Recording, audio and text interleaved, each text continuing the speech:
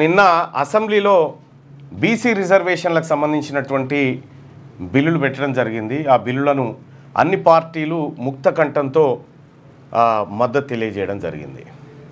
అసెంబ్లీలో పాస్ అయినటువంటి ఈ 42% రిజర్వేషన్ బీసీల బిల్లు ఏదైతే ఉందో దాన్ని ఇవాళ మండలికి పంపుతా ఉన్నారు. మండలిలో ఆ బిల్లుల పైన చర్చ జరిగి ఆ బిల్లులను ఆమోదించేటువంటి కార్యక్రమం ఉంటుంది.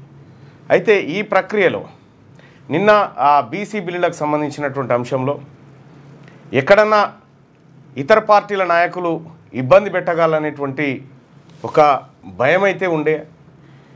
కాంగ్రెస్ పార్టీ ప్రభుత్వం 42% రిజర్వేషన్ బిల్లు తీసుకొస్తున్నటువంటి క్రమంలో భారతీయ జనతా పార్టీ కొన్ని వ్యాఖ్యలు చేసింది. ఇందులో బీసీల్లో ముస్లింలను కలిపారు అనేటువంటి ఓ వ్యాఖ్యలు చేసింది. ఆ తర్వాత బీఆర్ఎస్ పార్టీ ఇప్పుడున్నటువంటి అవకాశాల్లో ఇవ్వకుండా మీ చేతిలో ఉన్నాయి అవి ఇవ్వకుండా కొత్తగా వీళ్ళకి ఇస్తారనేటువంటి చర్చలు వాళ్ళు లేపినారు.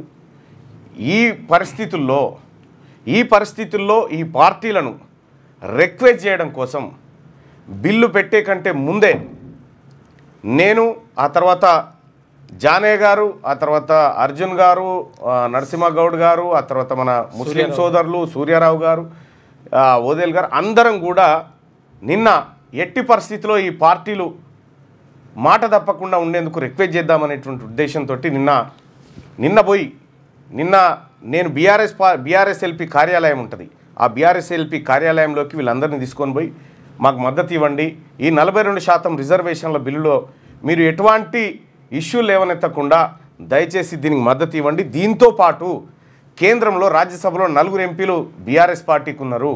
అటు రాజ్యసభలో కానీ లేకపోతే ఇంకా ఏ వేదిక మీద అయినా సరే ఈ బిల్లును సమర్థించండి అని చెప్పి రిక్వెస్ట్ చేయడం జరిగింది.